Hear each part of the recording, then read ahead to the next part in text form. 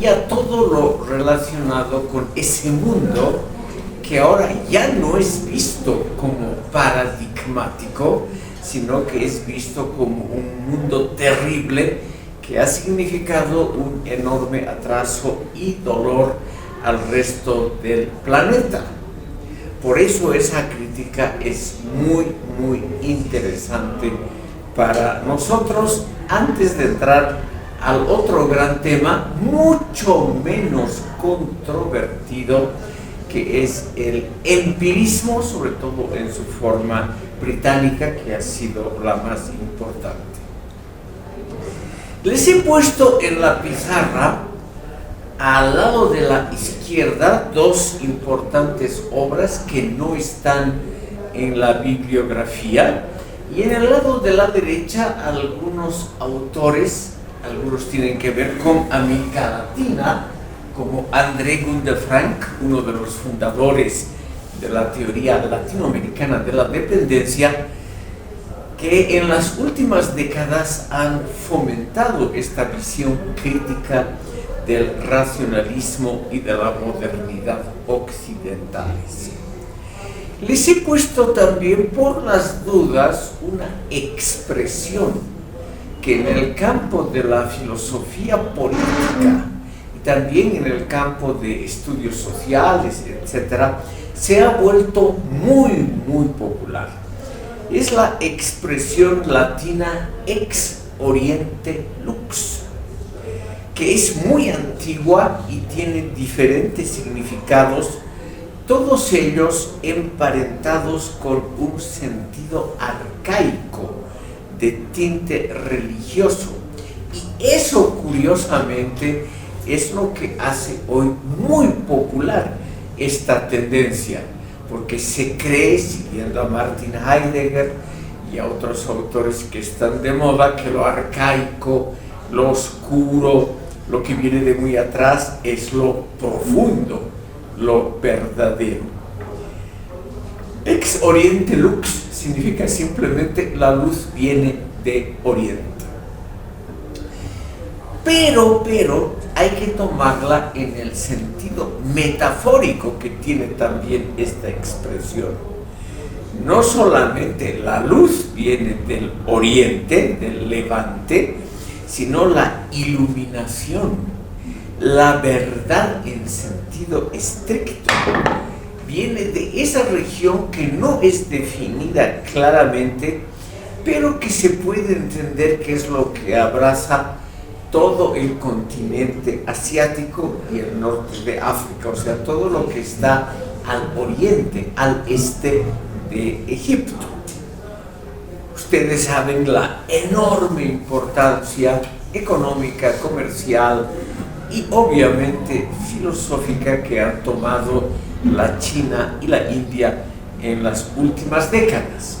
Se cree entonces, y esto es comprensible, que ese éxito económico y comercial tiene que ver también con que estas culturas del Oriente representan una sabiduría superior, una luz superior que ilumina los problemas de este mundo.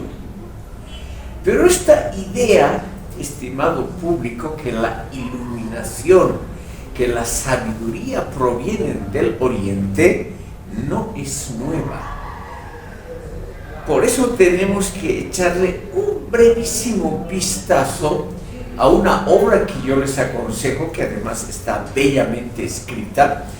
Me refiero a la que he puesto en la pizarra, Los pensadores rusos, de Isaiah Berlin, ese gran historiador de las ideas, quien ha establecido una explicación muy interesante que nos toca directamente por qué en algunas regiones del mundo la filosofía no se ha expresado mediante filósofos profesionales como Aristóteles, Platón, Kant, Hegel, Descartes, etc., sino que la filosofía se presenta mediante los testimonios de la poesía, de la literatura, de las artes y de la música.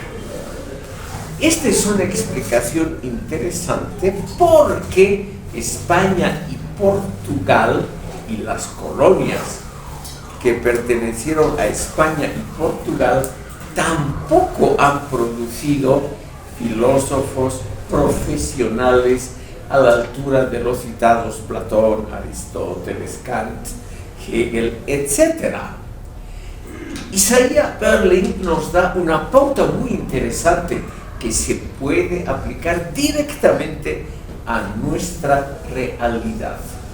La filosofía, la más profunda, la más importante que se ha producido en Rusia, en España y colonias, o sea, en América Latina, es la filosofía que aparece en forma indirecta en las grandes obras de la literatura y del arte. Y esas grandes obras de la literatura y del arte nos mostrarían, ya lo han hecho los pensadores y escritores rusos del siglo XIX, nos han mostrado una verdad superior con referencia al frío racionalismo de Europa occidental. La tesis principal es muy simple: el racionalismo no sería una gran filosofía.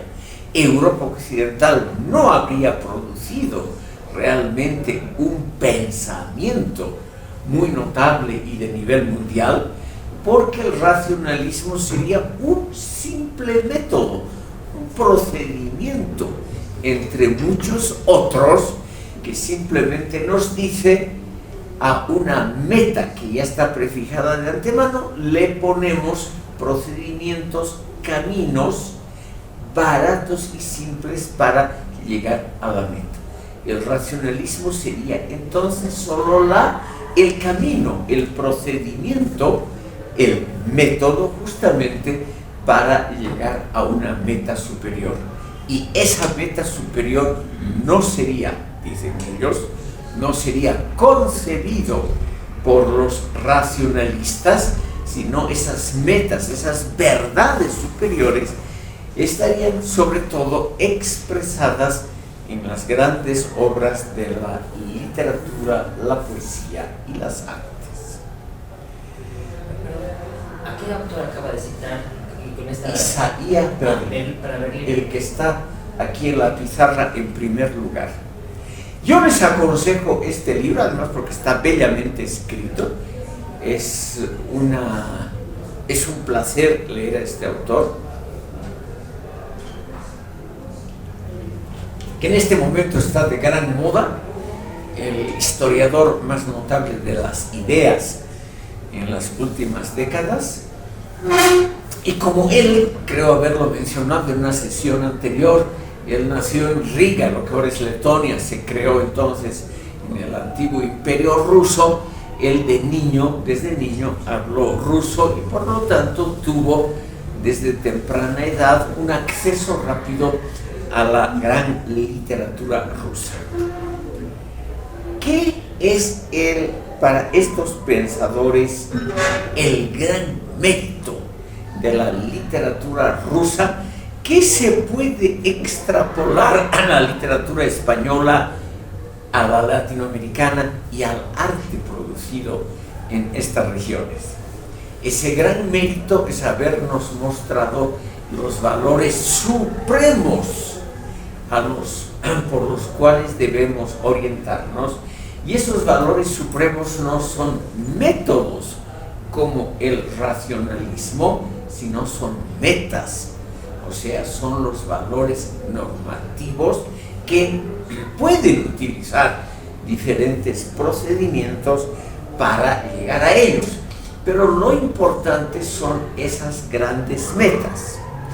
Y la meta principal es naturalmente algo que los racionalistas, según estos autores rusos, nunca han comprendido, que sería la solidaridad entre los humanos, el amor al prójimo, las concepciones de justicia, que tampoco es un tema que Descartes, Leibniz jamás mencionaron, la justicia social y el ordenamiento político de acuerdo a los preceptos de la solidaridad con los explotados de este mundo.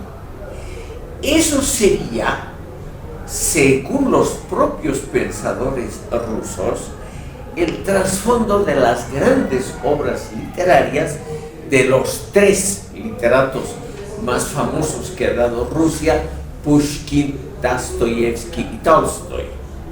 Entonces, ese espíritu de solidaridad, de cariño, de comprensión del otro, lo cual no se puede conseguir mediante procedimientos racionales, no se podría conseguir por la catarata de deducciones matemáticas y geométricas que proponen Descartes y Leibniz.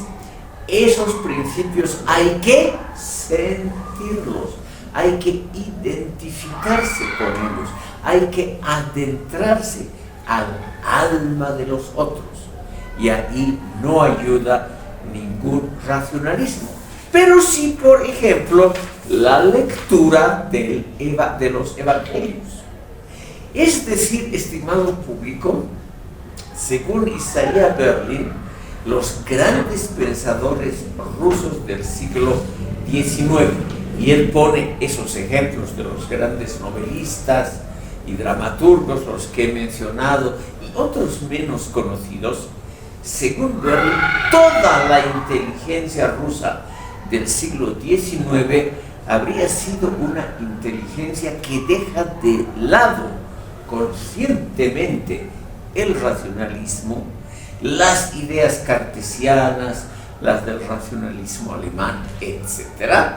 Y más bien proponen adentrarse evangélicamente en las necesidades, en el amor al prójimo, es decir, en sentimientos, intuiciones y emociones que no pueden ser ni comprendidas ni expresadas por ideas racionalistas.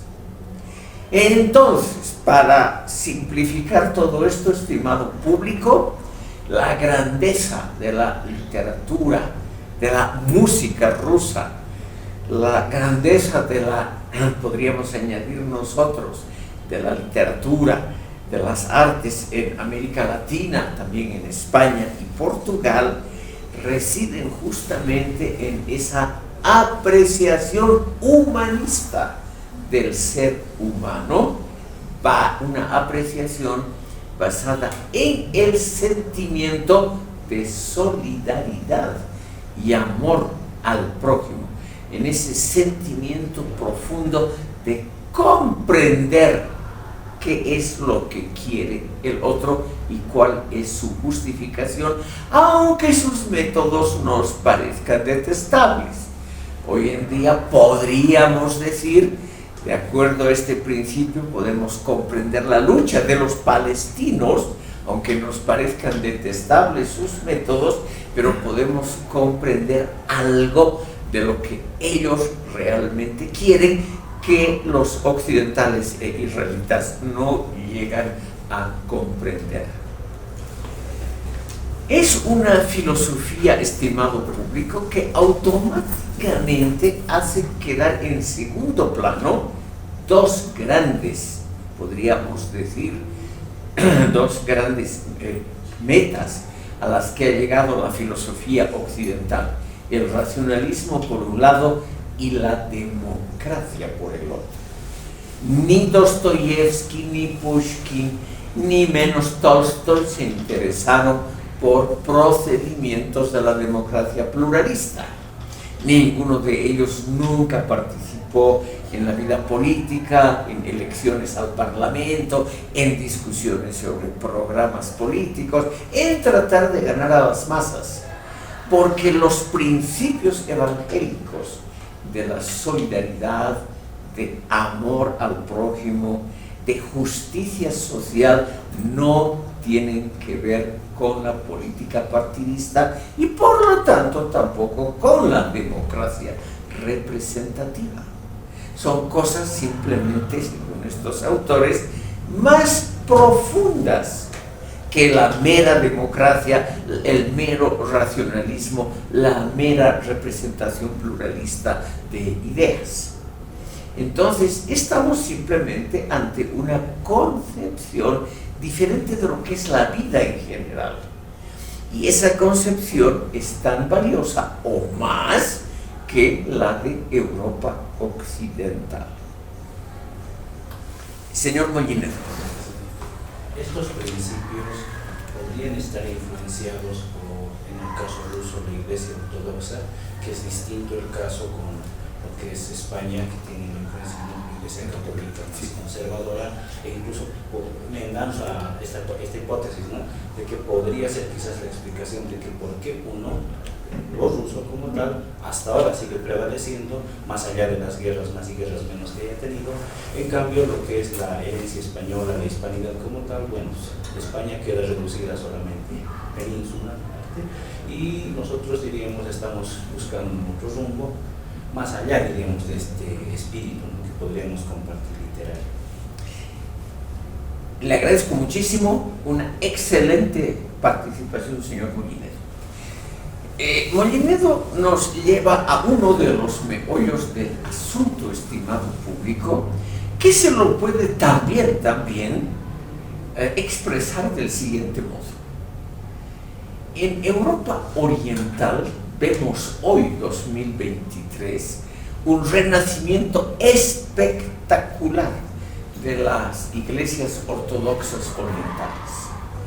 Si ustedes han visto tal vez trozos de noticias o algo así, ustedes van a ver ese despliegue realmente brillante, no solo de las formas en que se realizan los servicios religiosos de las iglesias ortodoxas de Europa, sino ese fervor de las masas.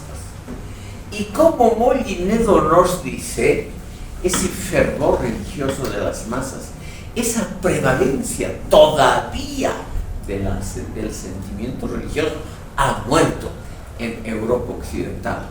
Ergo, la conclusión, las religiones que se basan en el sentimiento, en la comprensión del otro, en la colectividad, esos ritos colectivos, son superiores a la religiosidad occidental, que está basada en esos aburridísimos tratados estrictamente racionalistas de Santo Tomás de Aquino, Guillermo de Ockham. Ellos se preguntan, también nos dice eso la obra de Isaías Berlin, ¿qué tiene que hacer con el mundo actual la discusión muy fina, muy refinada, muy profunda entre nominalistas y realistas, entre los teólogos de la Edad Media? ¿Qué tiene que ver con los problemas del hambre? El hambre no espera, dice esta leyenda, esta religión rusa. Eso es lo que importa. El hambre en el sentido material, pero también el hambre de comprensión, de amor, etc., que esas frías religiones racionalistas de Occidente no le dan al ser humano. Entonces, aquí les quiero brevísimamente mencionar a un filósofo de la historia, filósofo social británico, Peter Frankopan, que sus obras han sido publicadas ya en español. Quiero mencionarles que él ha publicado en los últimos años, en esta misma editorial Crítica de Barcelona, ha publicado una obra que se llama El corazón del mundo. Vean ustedes, no es el cerebro del mundo. La obra se llama específicamente El corazón del mundo y el subtítulo es Una nueva historia universal. ¿Qué nos dice Peter Frankopan, que es catedrático en Oxford? Él nos dice, en realidad, los verdaderos impulsos civilizatorios han provenido siempre del Oriente. Las verdaderas ideas profundas para mejorar el mundo o para comprendernos tal como está, dice él, provienen del Asia Central y Oriental, o sea, de lo que hoy es Kazajstán, Uzbekistán y al otro lado de la China y del Japón. De ahí proviene el verdadero corazón del mundo. Esas son las teorías, tanto filosóficas como religiosas, que realmente van a importar en el siglo XXI. O sea, el nuevo corazón del mundo es el Asia Central y no Europa Occidental. Y eso lo dice un profesor de Oxford. O sea, estimado público, que escribe obviamente en inglés, que piensa como un británico, etcétera, etcétera. Pero él nos dice, lo que el mundo necesita hoy no es el racionalismo occidental. Lo que necesita el mundo es una mayor solidaridad entre los seres humanos, una mejor comprensión de la justicia social entre naciones y un renacimiento del sentimiento, de la intuición y de las emociones. Y como ese libro, estimado público, hay un montón. O sea, no es un pensador aislado. Por ejemplo, este mismo Peter Frankopan ha publicado hace un año, en la misma editorial en Barcelona, un libro que se llama Las nuevas rutas de la seda. Pese a su nombre comercial, es un libro filosófico. Y él nos muestra que la China es el verdadero centro de este nuevo siglo. La China, su comercio y su éxito, que según este autor, ese éxito no se basa en productos baratos o en ventajas comerciales, se basa en la religiosidad popular china. En esa religiosidad, según él, que hace que los chinos vendan productos más baratos que los occidentales, porque no están interesados en ganar más, sino en ayudar a los otros. Puede ser que sea mi ideología. El señor Frankopan probablemente recibe unos buenos honorarios de la Embajada China en Londres para escribir eso, pero, estimado público, lo que nos interesa a nosotros es la enorme difusión de esas ideas, la popularidad de ese lema ex oriente lux, la nueva luminosidad filosófica, el nuevo esclarecimiento de nuestro mundo viene del oriente profundo y no del occidente superficial. ¿Qué es lo profundo? Lo profundo es lo que está unido a los sentimientos del corazón, y lo superficial es lo que está vinculado a operaciones racionales del cerebro. Al elegir entre el cerebro y el corazón, obviamente el corazón tiene la mayor profundidad y por lo tanto la mayor dignidad ontológica, para decirlo en términos filosóficos. Entonces, estas teorías que nos dicen que la iluminación nos viene del oriente, estas teorías serían realmente la vuelta a filosofías que los griegos y los racionalistas habrían arruinado. Ya les he contado que ellos dicen que los triunfos occidentales, esos 400 años entre 1500 y 1900, son simplemente un forúnculo, un detalle en la historia universal. La gran historia es la historia de la China, de la India y del Asia Central. Esos triunfos de Europa son casuales y en grandes términos históricos son simplemente detalles sin mucha importancia. Frankopan nos dice, permíteme que les cite, ante nuestros ojos surge un nuevo mundo, positivo, diferente, promisorio, con la expansión económica y comercial de la China contemporánea. Porque ese nuevo mundo que está surgiendo es un mundo basado en la justicia, en el amor al prójimo, en la solidaridad con los pobres y no en cosas superficiales como el racionalismo y la democracia.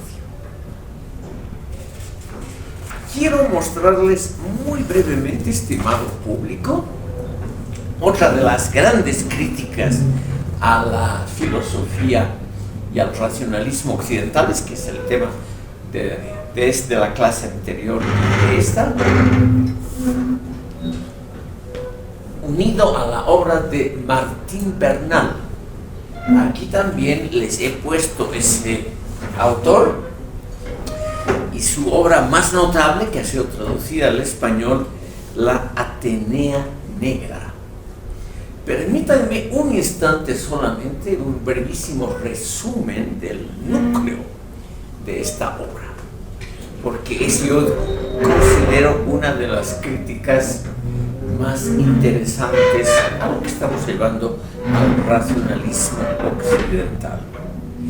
Bernal nos dice que no hubo ese milagro griego, ese nacimiento espontáneo de los presocráticos y de los tres grandes, Sócrates, Platón y Aristóteles, etc.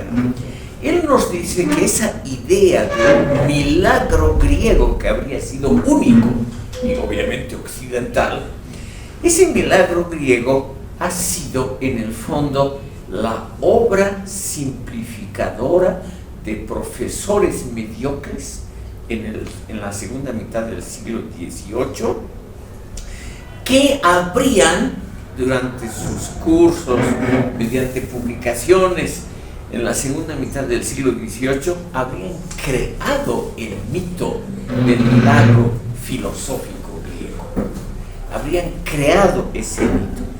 Porque él dice, Bernal, y eso es apoyado por muchos de estos autores, la filosofía, la literatura y la religión de la época clásica griega no representarían creaciones originales de un pueblo muy dotado intelectualmente, que serían los griegos, sino adaptaciones de creaciones africanas y asiáticas, que estos profesores del siglo XVIII habrían borrado de la memoria colectiva intelectual de Occidente.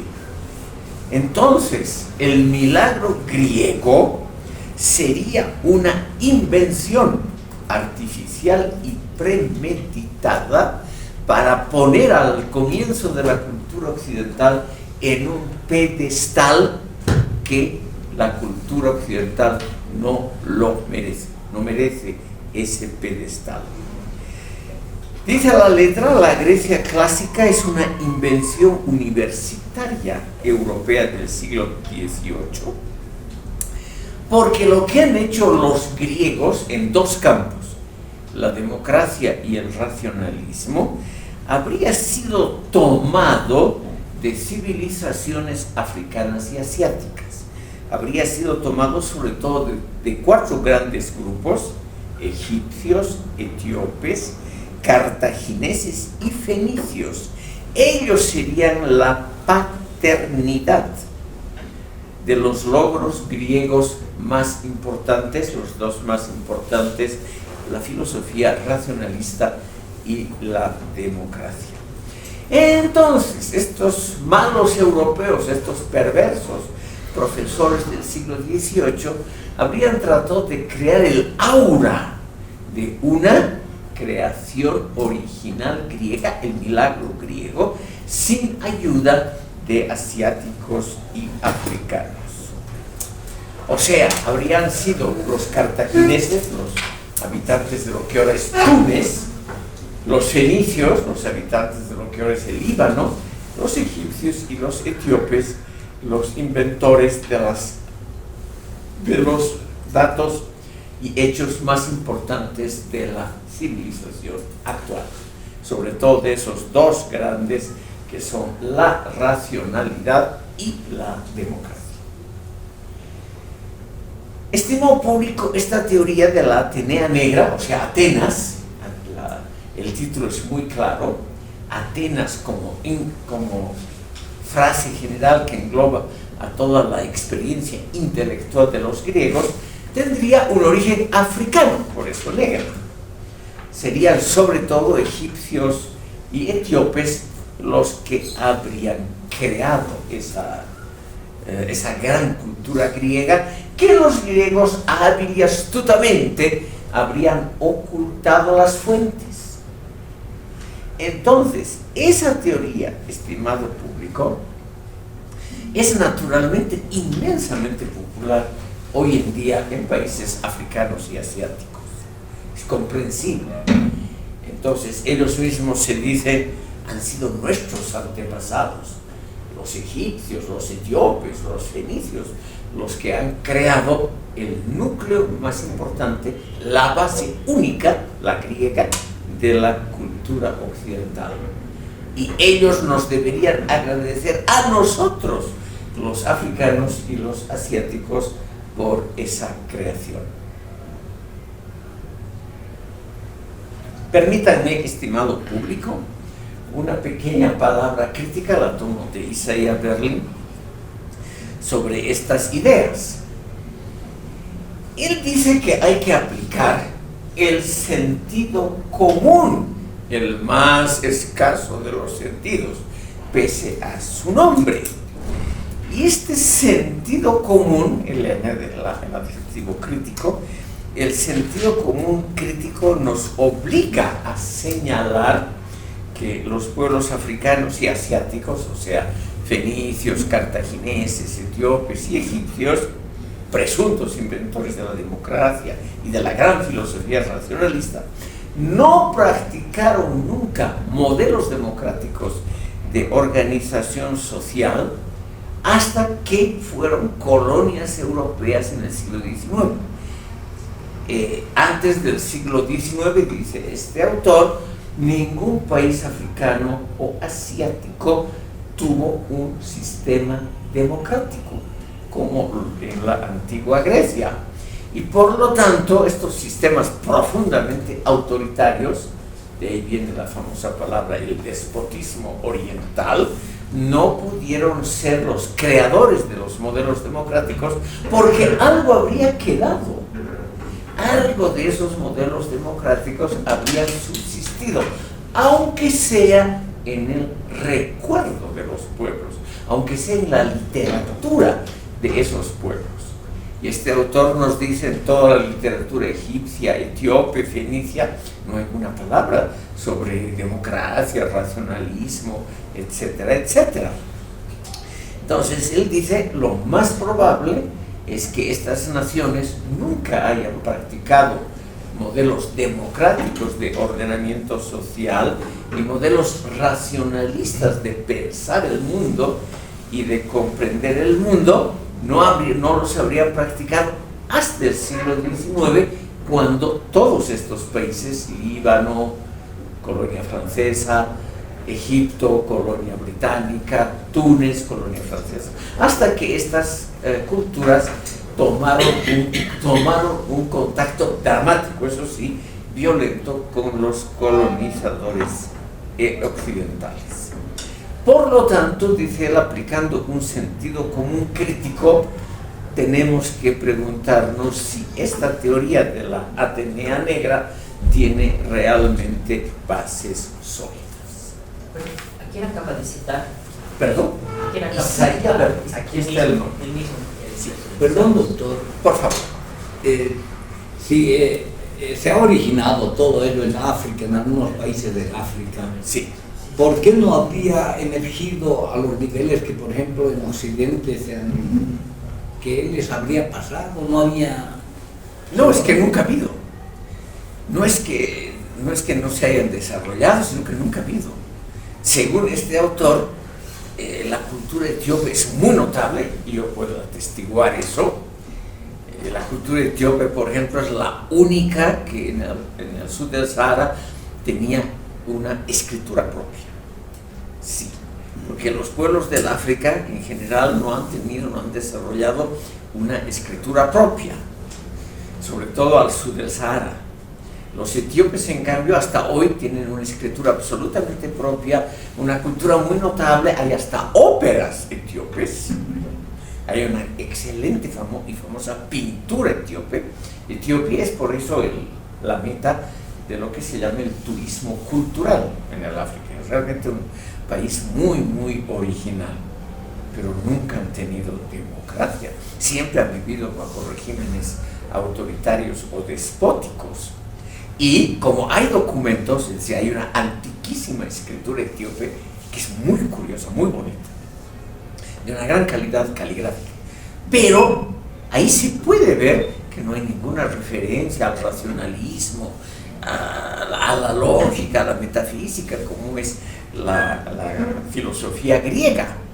Es decir, lo que este autor y muchos otros critican a este gran pensador que es Martín Bernal, le dicen simplemente que él no ha revisado correctamente las fuentes, que él no habla etíope, no habla egipcio antiguo, no habla árabe moderno, y que por lo tanto, por romanticismo, él trata de recuperar valores que nunca han existido en esos pueblos, que son muy dignos como cualquier otro pueblo, pero que no son precisamente los inventores de esos dos modelos, racionalismo y democracia. Por favor, el segundo. Bueno, suena muy lógico la postura de Berlín o la crítica de Berlín hacia Bernal. Sí. ¿Cómo es su nombre? Perdón, tengo una memoria muy mal. Enrique Klaus. Claro, sí, aquí está. Señor Klaus, adelante. Si bien usted dice Bernal se basa más en un romanticismo, pero ¿cuáles son sus bases, sus fundamentos? Si bien pareciera que no hay una revisión histórica o documental de la historia, ¿cuáles son sus bases para decir que el milagro griego no existió, o en todo caso el origen estaba en África y Asia? Me permito brevísimamente describir a ustedes esta obra que es muy interesante, la Atenea Negra. Bernal nos dice lo siguiente, porque es un gran historiador de las ideas, de eso no hay duda, pero es una persona que probablemente, no sé yo eso, no ha conocido la literatura y los idiomas de la antigua Fenicia, porque son cosas muy, muy especializadas. ¿Quién estudia fenicio antiguo? O el egipcio antiguo, el egipcio faraónico, que no tiene nada que ver con el árabe posterior, ¿no? Son cosas muy de especialistas. Lo que dice Berlín y muchos otros autores es lo siguiente: Bernal tiene razón al criticar el hecho de que en la segunda mitad del siglo XVIII los profesores universitarios en la Gran Bretaña, Alemania y Francia, en los tres países, se dieron a la labor de reconstruir la filosofía griega. Es la época, es un tema que por razones de división entre filosofía moderna 1 y 2 no puedo tocar, es la época de Johannes Winckelmann, ese gran científico alemán que redescubre la estética clásica griega. ¿Ya? Y no solamente la redescubre, sino que escribe tratados sobre cómo tiene que ser la estética de Europa occidental basada en los modelos clásicos griegos, en la representación de los cuerpos humanos, en la combinación de colores, en el armado intelectual de un cuadro, de una obra de escultura. Hay, según él, unos principios que los griegos inventaron para dar realmente calidad única al arte griego. Entonces, lo que dicen estos autores es lo siguiente: evidentemente hasta el siglo XVIII la cultura griega era conocida porque habían quedado algunas ruinas, se habían descubierto algunos restos arqueológicos y una que otra gran obra de arte había subsistido, el Coliseo en Roma, que causaban admiración. Pero una cosa, dice Bernal dice, una cosa es admiración y otra declararlo una especie de canon, o sea, de obligación de seguir ese modelo. Es decir, según Bernal, recién en el siglo XVIII, la escultura, la pintura, la literatura, la filosofía griegas se convierten en modelos obligatorios, en paradigmas estéticos, filosóficos, etc. Según él, Bernal, recién en el siglo XVIII, Aristóteles y Platón se convierten en obligatorios para las universidades. Los críticos le dicen lo siguiente: eso es totalmente falso. Desde la Edad Media, Platón y Aristóteles, sobre todo Aristóteles, han sido modelos de filosofar. La gran obra de Santo Tomás de Aquino es una obra construida criticando y aceptando ideas de Aristóteles. La obra de San Agustín, lo mismo con respecto a Platón. Y el Renacimiento, o sea, 250 años antes de la segunda mitad del siglo XVIII, en el Renacimiento ya se vuelven a utilizar parámetros griegos y romanos en arquitectura, en escultura, etcétera, etcétera. Entonces, lo que le acusan a Bernal es de ignorancia.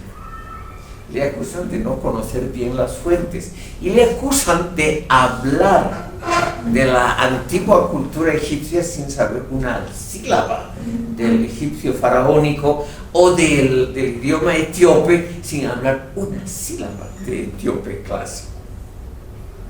Ahora, estimado público, todo esto no ha hecho mella en la reputación positiva de esta obra. Muchísima gente, aquí en América Latina menos, porque estamos de alguna manera, nos guste o no, ligados a la cultura occidental.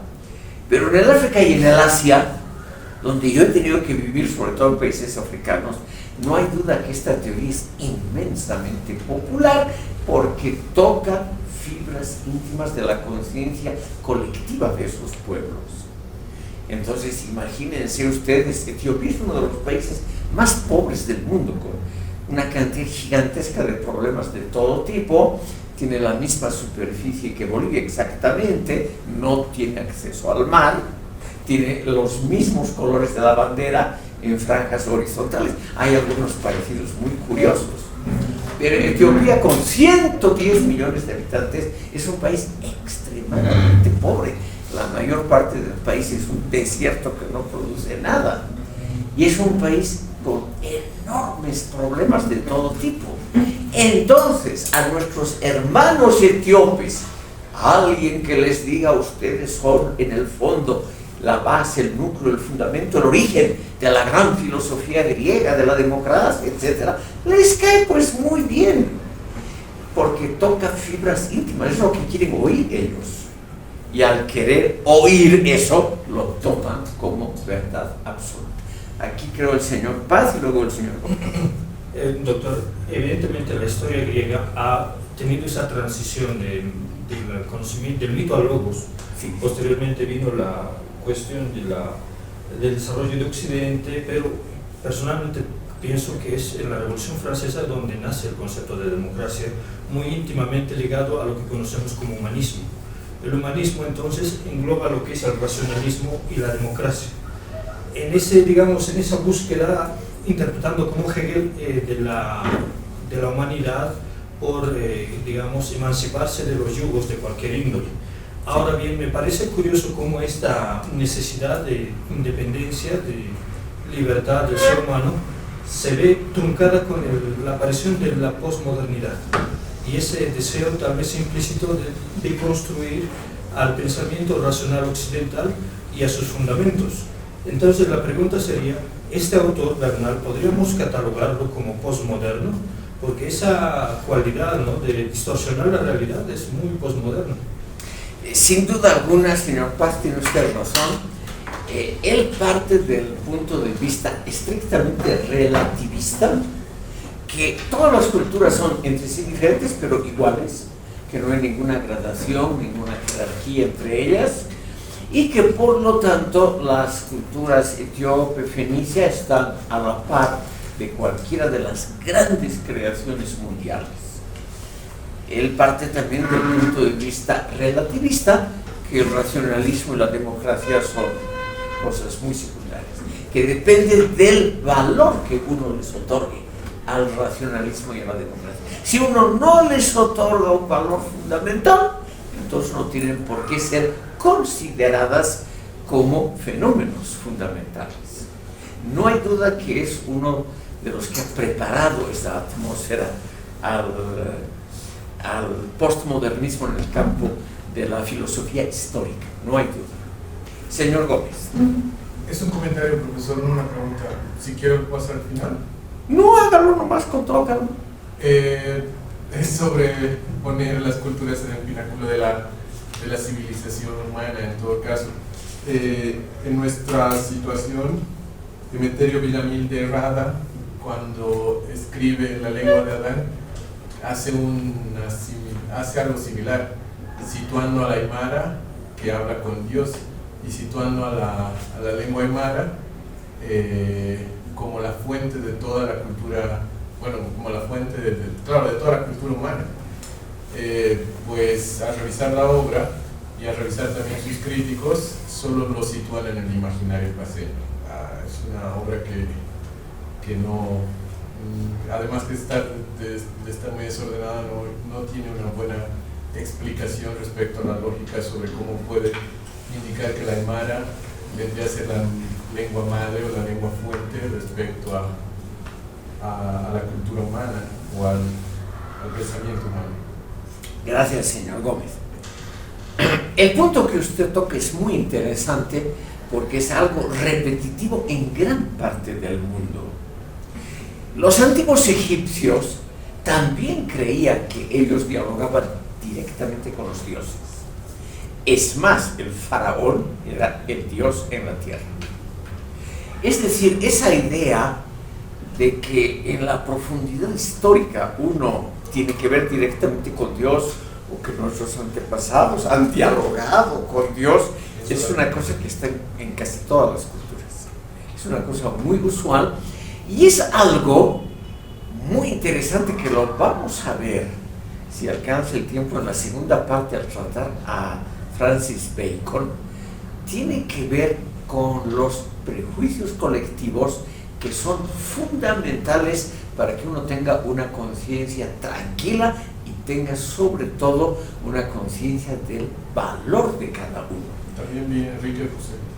Sí, porque mira una cosa, eso de creer que todo viene del exterior y que uno mismo no produjo nada, eso es corrosivo para la propia identidad. Entonces, aunque sea una mentira, lo digo muy claramente, aunque sea una mentira total, es algo muy importante para el involucrado. Imagínense ustedes lo que yo he visto en el África. Cuando ellos escuchan que la democracia griega es en el fondo un regalo de los etíopes, entonces en Etiopía la gente se siente bien, les gusta, tienen una especie, lo digo con todas las letras, tienen una especie de orgasmo intelectual. Ese día se sienten extraordinariamente bien. Y sobre todo, por ejemplo, lo que yo he visto en clases en universidades africanas, cuando un profesor europeo izquierdista, que está a la moda además del día, les confirma que ellos son los inventores de la democracia, del racionalismo, de la filosofía, realmente se nota que esa idea les brinda una felicidad que dura solamente algunas horas, pero de todas maneras es un sentimiento realmente de felicidad, y por eso esas teorías son aceptadas. Si ustedes les preguntan a los etíopes qué es lo que se ha hecho, ¿dónde están los modelos democráticos etíopes? Porque como hay lengua etíope escrita desde hace miles de años, alguito debería haber de testimonios. En la época tal, bajo el emperador tal, Etiopía ha sido imperio hasta 1974, debería haber algún testimonio de que han tenido parlamento o elecciones o simplemente derechos humanos o algo así. No hay absolutamente nada. Eso no les gusta que se les diga, porque eso de alguna manera quiebra la ilusión. Y el ser humano, estimado público, en parte vive de ilusiones. Don Jorge. Bueno, tal vez, sí, para un poco, creo que también es importante que, la verdad concuerdo que son ilusiones, Sí.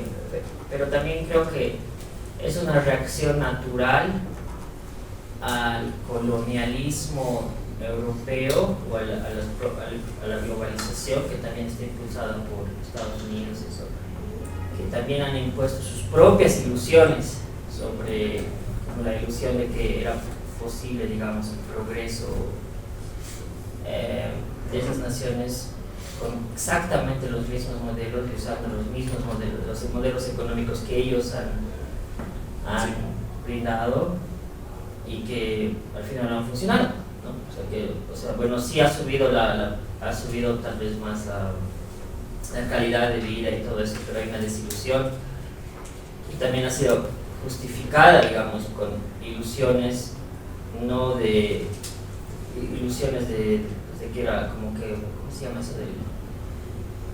De que Europa o que Estados Unidos podían, digamos, justamente esta idea esta que pueden brindar esta luz, esta claridad a la democracia y todo. O sea, que creo que es como que una reacción también de la... Claro, comprensible, Claro. completamente comprensible. Sí, sí, sí. Pero una cosa es que una teoría sea comprensible Exacto. y otra cosa es que esté bien fundamentada. Nosotros podemos comprender más o menos fácilmente las reacciones violentas, por ejemplo, de alguien que quiere vengarse. Alguien ha sufrido un agravio, una infidelidad mayor o cualquier cosa así, y nosotros comprendemos que esa persona pegue, moleste, perjudique al agraviante, al que ha producido el agravio. Nosotros podemos comprender eso, pero no significa comprender que lo aceptemos como algo racional, paradigmático, etc. De eso hay un paso. De comprender un asunto a legitimarlo, a defenderlo, hay dos pasos. Y podemos, como dice don Jorge aquí, comprender esa reacción muy favorable de países, de las sociedades africanas y asiáticas ante estas teorías, pero no necesariamente tenemos que plegarnos a esa opinión. Nosotros, estudiantes de filosofía, estamos obligados en todo a guardar una distancia crítica, justamente ante aquello que nos gusta, ante aquello que nos parece totalmente comprensible. Ahí es donde hay que desconfiar, como nos enseñó Sócrates. Justamente ante lo que nos gusta, ante lo que creemos que es la reflexión ideal, la explicación perfecta, ahí tenemos que usar un poquito de distancia crítica. Señor Molinet. Cuando mencionó esto de los orgasmos intelectuales que tienen estos pueblos, Sí. Es una metáfora por las dudas. Claro, pero parece que estos orgasmos van a ser estériles, ¿no? Porque solamente duran ese momento y no fructiferan en nada, por lo menos nada intelectual, lo que podría llevar a probar esto que en principio se les anuncia como que fueron los originadores de la democracia y la libertad. Siendo autocríticos estos pueblos, si de verdad se creen este cuento como tal, pues se pondría manos a la obra para primero buscar en su historia, si es que la tienen bien documentada, buscar algún remanente o algo que pueda probar evidentemente esto que se les ha dado como buena nueva, por un lado. Y si no la tienen, autocríticamente deberían hacerse la reflexión y ahí diríamos vendría quizás un propio de criterio racional más allá, ¿no?, de lo que podría ser el simple halago de ya sea una posición izquierdista que también está buscando los aplausos, no está buscando también sus propios intereses, no es que por bueno les estén dando esas, entre comillas, verdades. Tiene usted totalmente razón, señor Molinero, está claro. Pero el problema es que muy pocas personas indagan, teniendo los medios, indagan, investigan en algo que prevén, así sea oscuramente, que no va a dar el resultado que ellos quieren. Mire usted, por ejemplo, lo que yo tuve que escuchar desde el primer día. Yo trabajé primero en Senegal, en Dakar, que es la capital de un país razonablemente organizado. Senegal hasta el día de hoy, desde su independencia, no ha tenido ningún golpe de Estado, es una democracia.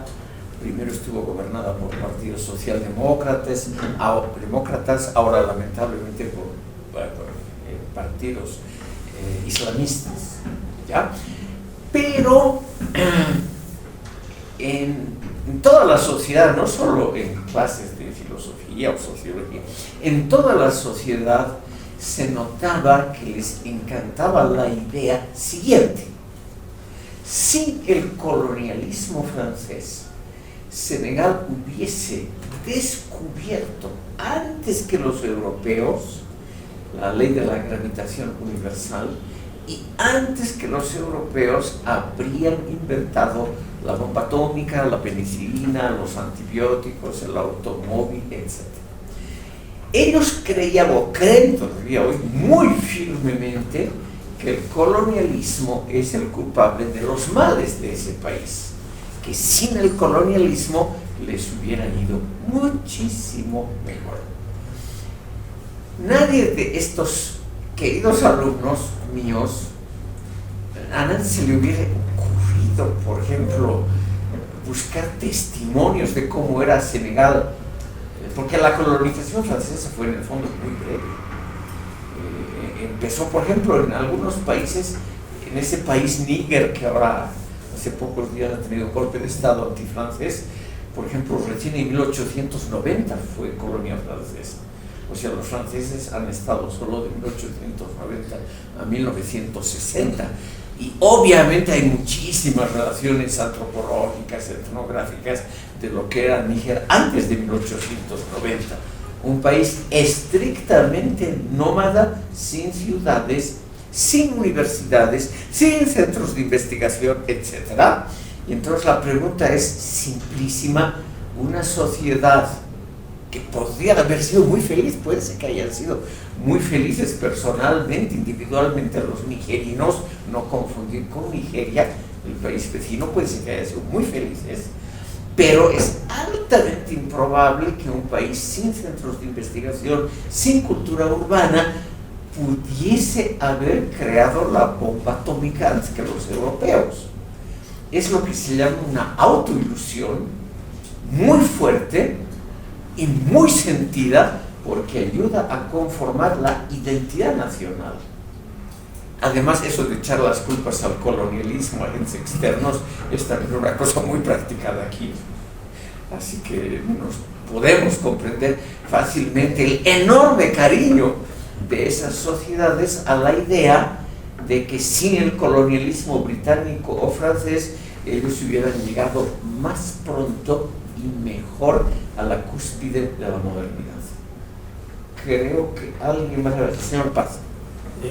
Parece que el pecado de las colonias fue precisamente haber abusado de su poder para extraer los recursos, y el caso de Níger es muy evidente.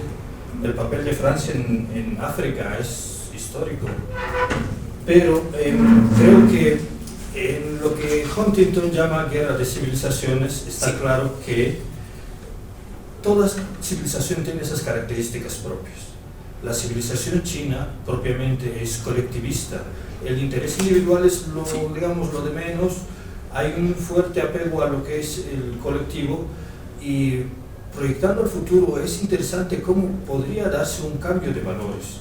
La democracia, que tiende a ser individualista, el humanismo, el propio racionalismo que impelen al ser humano de cualquier parte del mundo a desarrollarse de forma autónoma, podría ser sustituida por un régimen totalmente colectivista, tecno-colectivista, que lo lleve a renunciar a esos valores como la democracia, los derechos individuales, en pos de un paradigma probablemente ecologista que haga que éste se conforme con una especie de régimen totalitario que podría ir en contra de sus deseos individuales. Cito el concepto de distritos que se aplica ahora en Inglaterra, que tiene que ver con las ciudades de 15 minutos. Yo ignoro completamente qué son las ciudades de 15 minutos. Tal vez usted nos podría explicar. Ese es En el concepto pocas muy palabras, interesante. no tengo la más remota idea. Ciudades inteligentes, distritos, le llaman distritos, lugares donde las personas, digamos 500 personas, tienen el gimnasio, el trabajo, los centros comerciales en un pequeño territorio de, digamos, 10 kilómetros. Por cuestiones, digamos, de cambio de paradigma energético, se les dice a los ingleses que ahora ya no pueden cruzar, digamos, ciertos márgenes de esa ciudad de 15 minutos, y ya hay convenios para ya no usar carros a combustible, sino solamente carros eléctricos. Ese es el nuevo paradigma. Entonces, parece que vamos a eso. Y Puede ser. parece que China va a ser la cabeza de eso. Gracias, señor Paz, porque ahora mismo ingresamos a una pequeña y brevísima reflexión sobre la China. El término ex oriente lux, o sea, la luminosidad, la verdad, proviene del oriente, se utilizó por primera vez también en el Asia entre los nacionalistas chinos. China, una gran cultura, el país más poblado del mundo durante muchísimos siglos, hasta comienzos de este año, que ha sido sobrepasado por la India. La China siempre ha sido una cultura muy original, mantienen el mismo idioma, más o menos la misma religión que hace milenios, y la China nunca ha sido colonia occidental. Pero en el siglo XIX sufrió lo que podríamos llamar una vulneración militar, pero también una vulneración intelectual cultural de primer orden. La China perdió 2 guerras llamadas guerras del opio contra la Gran Bretaña, que estaba además apoyada por todos los países occidentales. La China, al sufrir esta, podríamos decir, vulneración de su identidad, de su imagen, de su fuerza ancestral, la China reavivó viejas tradiciones que habían sido un poco olvidadas. Y ahí viene la idea de los nacionalistas chinos de que la cultura china es superior a la occidental porque es una cultura que tiene que ver con la solidaridad con los pobres, con el amor inmediato al prójimo y con brindar a la ciudadanía, a los súbditos en esa época, brindar a los súbditos un mínimo de seguridad existencial. Seguridad existencial, estimado público, no tiene que ver con derechos humanos, con derecho a la libre expresión de ideas, a la participación política, a elecciones, partidos, parlamentos, nada de eso. Tiene que ver, según los chinos, con las cosas fundamentales de la vida. Y esas cosas fundamentales de la vida son simplísimas: comida, vivienda y un poquito de cariño, de amor, de reconocimiento. Y según los nacionalistas chinos, como lo ha dicho el señor Paz aquí, eso es lo que brindaba el gobierno imperial chino, porque era un gobierno, hay que reconocerlo, burocratizado al máximo, pero un gobierno que impidió, igual que el imperio incaico, impidió hambrunas, impidió grandes tormentos por el hambre, que es la cosa más usual en la historia de la humanidad, a su población. Y al mismo tiempo les brindaba la idea, que siempre es muy reconfortante: tenemos un gran emperador que es la cumbre política del mundo, tenemos un sistema perfecto, etc., porque es un sistema basado en nuestras tradiciones. La China, hasta la terminación de la monarquía en 1912, nunca tuvo parlamentos, partidos, constitución, ni esos inventos occidentales, que los nacionalistas siempre dijeron que eran innecesarios. Porque la China lo que necesita es, como ahora, una dirección fuerte, o sea, una especie de emperador, como es el actual presidente, una figura que está por encima de todos, pero que parece un padre benefactor y bondadoso con respecto a todos. Además, estimado público, hay que decirlo claramente, espero no herir aquí susceptibilidades. No tiene que ver con ustedes que son estudiantes de filosofía, sino con el ciudadano normal y corriente. A ese ciudadano le gusta la mano autoritaria del padre, porque le recuerda la infancia, etcétera, etcétera. Al ciudadano normal lo que le interesa es seguridad y no libertades políticas.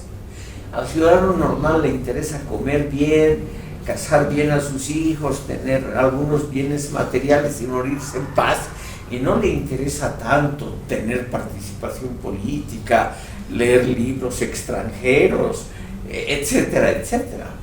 Entonces, un gobierno como el chino, según este autor, André Gundefrank, uno de los fundadores de la teoría latinoamericana de la dependencia, él ha escrito toda su obra en español, pese al nombre alemán, es un autor latinoamericano. Y este señor nos dice lo siguiente: lo que necesita el mundo no es libertades occidentales, el racionalismo occidental, la discusión eterna en universidades de qué es el sentido de la vida, o esas tonterías filosóficas como hacemos aquí, discutiendo qué es la filosofía moderna 1, semana tras semana. Ustedes ya están aburridísimos del tema. Lo que necesita el ciudadano normal y corriente es comida, vivienda y sentirse más o menos bien, sentirse protegido por un gobierno fuerte, aunque ese gobierno de cuando en cuando sea medio duro, como en la China, que no se permite ningún partido político, no hay ningún periódico de oposición o neutral, nada de eso se permite en la China actual. Pero con seguridad, estimado público, de los 1.430 millones de habitantes de la China, con seguridad 1.400 están contentos. Y eso es lo importante. Es lo que nos dice André Gundefrank. Lo que necesita el mundo es un gobierno fuerte, no un gobierno democrático, no libertad de presas macanas occidentales, sino dar de comer a la población y darle un sentido de pertenencia y de identidad. Eso es lo que necesita el mundo actual. Entonces, como ya les he contado, André Gundefrank dice lo siguiente: el mundo está volviendo bajo el predominio chino, donde siempre estaba. Europa, es el título de la obra de Dipesh Chakrabarty, el gran historiador hindú, el fundador de los estudios postcoloniales, que aquí, por la influencia de Silvia Rivera Cusicanqui, se han vuelto muy populares. Lo que dice Dipesh Chakrabarty es muy simple: Europa ha sido solo y eternamente un apéndice de algo mayor, y ese algo mayor está personificado por la China, la India y el mundo musulmán. En comparación con eso, Europa occidental es algo minúsculo, un apéndice, o sea, algo muy secundario. Como ustedes ven, estimado público, puede ser desde la filosofía política que nos parezca que esas ideas son criticables. En parte nos pueden parecer insostenibles, pero no hay duda que son populares, aceptadas generalmente, porque obviamente tocan fibras internas profundas de la gente, y eso es lo que necesita la población. Señor Molinero. Sí, estas ideas que entenderían como una crítica mortal a Occidente, sí, lo que son los valores de, sobre todo, libertad y democracia, como una especie de instrumentalización, ¿no?, de estos frente a su orbe, o todo lo que ha sido Latinoamérica, por ejemplo, está dentro de este orbe occidental que es el imperio occidental. Entonces, como una especie de juego en contra, ¿no?, de los propios proyectos de desarrollo de estos países, podemos decir, porque muy interesante. En Bolivia no está pasando esto, no sé qué tan factible puede ser, pero me viene a la idea el ejemplo del Perú, que a título de democracia, no sé cuántos partidos tiene, pero cada uno no saca ni creo que 10 o a lo mucho 15%. Esa es una mayoría, digamos. No sé qué tan mayoría puede ser, pero fracciones, creo que son 20 o más partidos los que están en este momento en el Parlamento peruano. Es difícil pues tratar de hacer a título de democracia algún convenio, porque dice que a título de libertad todos tiran para su lado, cada uno tiene una especie de a título de democracia con un acento para su lado, ya sea más derecha, más izquierda, más al centro, más arriba o más abajo, y a cada uno echa para, que dice que la democracia, por lo menos en ese sentido, sería ingobernable. Entonces, desde esa vista, quizás sí tenga razón, por lo menos de manera parcial, esta crítica que hacen, ¿no? No estoy diciendo tampoco que no debería haber democracia, pero que cuando se exagera, quizás se estira demasiado del cordón democrático, llegamos casi a una misma anarquía. Tiene usted totalmente razón, señor Molinedo. El problema ya lo ha dicho usted mismo. ¿Cuál sería el punto de equilibrio? Y eso, estimado público, es muy difícil de encontrar. Para los interesados, antes de la pausa que la vamos a hacer en pocos instantes, me permito citar a un autor boliviano que ha sido catedrático, que es catedrático de esta universidad. Me refiero a Edwin Cocarico Lucas, quien ha publicado un interesantísimo ensayo que se llama El etnocentrismo político-jurídico y el Estado multinacional, nuevos desafíos para la democracia en política. Este artículo de 2006, cuando empezaba el régimen masista, es muy interesante, estimado público, porque Cocarico nos dice lo siguiente: la justicia occidental, ese organismo que se ha creado con sus diferentes instancias, códigos, reglamentos, es en el fondo innecesario para una sociedad como la boliviana. Cocarico lo que propone es volver a la justicia comunitaria en sus formas más simples, porque según él esa justicia sería no burocrática, expedita, es decir, que soluciona un tema, un problema, un litigio inmediatamente, y sería al mismo tiempo una justicia sentida como propia por la mayoría de la población. Por lo tanto, dice él, habría que renunciar al aparato jurídico existente, a todos los abogados, a los códigos existentes y volver a la justicia comunitaria y al derecho consuetudinario, simplemente porque ese derecho estaría más cerca de las personas. Esta idea, estimado público, es muy popular en todo el tercer mundo, también en el mundo árabe, en el mundo islámico en general y en el árabe en particular.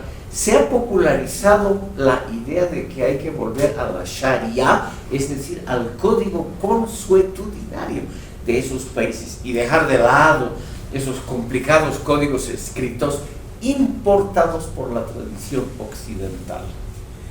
No sé qué pensarán los abogados, pero Cocarico dice: la vigencia de un código tiene que ver con su aceptación por la población y no con su racionalidad intrínseca. Si esto es aceptado por la población, hay que aplicarlo. Él dice, por ejemplo, con respecto al tema tal vez más delicado, que son los castigos. Él dice: encerrar a un delincuente entre rejas es privarlo de lo más grave que hay, privarlo de la luz del sol. En cambio, él dice, lo mejor es darle unos cuantos chicotazos, por ejemplo, como en el mundo árabe, 100 azotes por cualquier cosa, y dejarlo luego libre, porque esos azotes obligan a pensar al delincuente y hacerle comprender que ha actuado mal, no puede ser una absoluta ilusión. Pero esa idea, según Coccarico, es el núcleo del derecho consuetudinario, que no prevé prisión, sino prevé castigos corporales o indemnización financiera inmediata. O sea, el que ha cometido un pecado, el que ha prometido matrimonio a una chica y no ha cumplido, lo que tiene que hacer es pagar, porque pagando mucho, obviamente se lava cualquier culpa y responsabilidad. Eso tiene totalmente razón. Pero, estimado público, la idea de él y de los jurisconsultos árabes es que esos castigos físicos, latigazos, cepos, simplemente robo preso, además a la vista del público, días enteros al sol o a la sombra, restringido su movimiento, él dice, esos son efectos inmediatos. El tipo que ha recibido 100 azotes no vuelve a pecar fácilmente. O en la legislación de la Sharia, por ejemplo, se le corta la mano al ladrón. Si vuelve a reincidir, se le corta la segunda mano. Él dice, difícil que un tipo reincida después de ese castigo. Es decir, puede sonar muy duro. Por ejemplo, aquí hay un jurista que dice, la tradición islámica hoy en día permite el uso de anestesia para amputarle la mano al delincuente. Una gran cosa. Se le aplica anestesia, se le corta la mano, se lo cose bien, se lo desinfecta adecuadamente para que no se infecte la herida y se lo abandona a su suerte. Nunca más vuelve a robar. Yo, estimado público, no sé qué realmente efectos tienen esos castigos.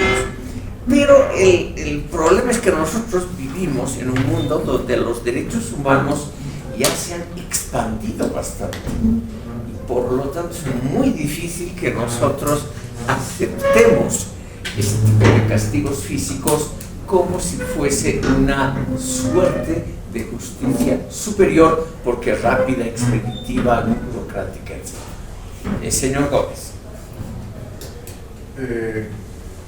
Muchas críticas, profesor, si me permite. Claro, claro. Primero, Edwin Coccarico Lucas fue mi docente de materia penal cuando yo cursaba en las aulas de la Universidad Católica de Derecho. Él no ha sido docente, que yo sepa, en la Universidad Mayor de San Andrés acá, y menos filósofo. Solamente es abogado y sí ha hecho algunos cursos en la Universidad Complutense de Madrid. Sí. Este es un artículo publicado en España, el 2006, muy temprano. Sí, llama mucho mi atención porque es un artículo bastante antiguo, pero que tampoco es seguido por su línea, porque él ha sido profesor de procesal penal y él era muy positivista, nos ha enseñado el positivismo jurídico. Entonces, ese pensamiento creo que es más por una situación de congraciarse con el gobierno del turno que iba a venir. ¿Le puedo decir a la policía? Sí. Ahora, sobre el entendimiento, es un entendimiento, pues, sobre la validez que él cita, no es propio tampoco de él. La validez está generada por Kelsen. Hans Kelsen indica que la validez de una norma va a permitir o va a ser aceptada en función a la aceptación que tenga de un grupo. Si un grupo acepta la norma y la da, entonces esta norma es válida. Entonces tampoco es su entendimiento, pero él se apoya en eso, pero mal la interpretación, porque una norma para que exista una norma no solo tiene que tener ese sentido de validez y de aceptación propia, sino también su legitimidad, su legalidad, etcétera, etcétera. Así eso ya es filosofía del derecho. Por el tema de los castigos, sí, me parece bastante interesante, porque no solo él ha indicado eso, es más, hay sentencias constitucionales de la Corte Constitucional de Colombia que han razonado respecto a los chicotazos. a los castigos, y lo que hace la Corte Interamericana de Derechos, la Corte Constitucional Colombiana, adopta criterios de entendimientos de grupos indígenas originarios campesinos, o sea, de la OIT, que permite en función a sus usos y costumbres el castigo, y con eso se apoya, pero creo que eso igual está desnaturalizando la propia justicia. Entonces en Colombia sí se ha permitido que se azote a una persona que es parte de un grupo indígena, o sea, no es la aplicación de justicia a nivel estatal, sino es parte de una región, o sea, de una etnia o de un grupo indígena. Entonces, ¿por qué? Porque solo se los puede juzgar en función a su propia cosmovisión andina o cosmovisión que ellos tengan. Ahora, el fundamento también fuerte de esta Corte Constitucional es que cuando se le daban los chicotazos no se afectaban partes vitales del cuerpo, como el corazón, la cabeza, sino se le sacaba, y eso era para sacarle el mal del espíritu. Sí, igual un razonamiento un poco raro. A donde voy es que muchos de los entendimientos, por lo menos a partir del 2006 al 2016, 2018, incluso hasta ahora, se sigue citando. Nuestro Tribunal Constitucional Plurinacional cita los mismos entendimientos de una Corte Constitucional de otro distinto país, que en función a esta sentencia emblemática de los chicotazos.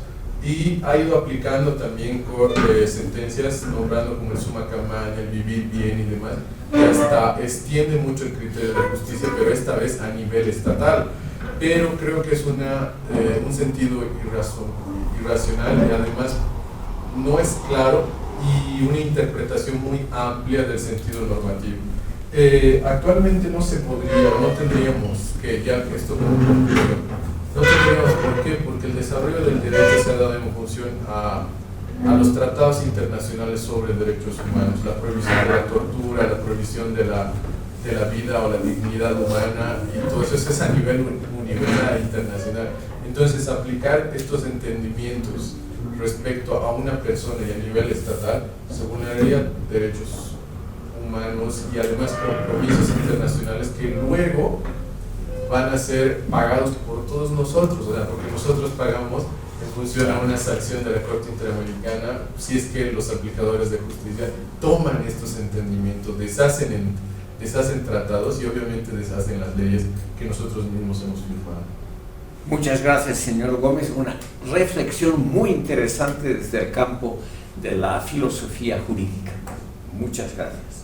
Yo solamente añado una sola observación antes de la pausa. Yo creo que estos derechos consuetudinarios, que son muy fuertes en el mundo islámico, van a desaparecer poco a poco por una razón que va a gustar aquí a las oyentes, porque las mujeres son principalmente las víctimas de parcialidades de ese derecho consuetudinario.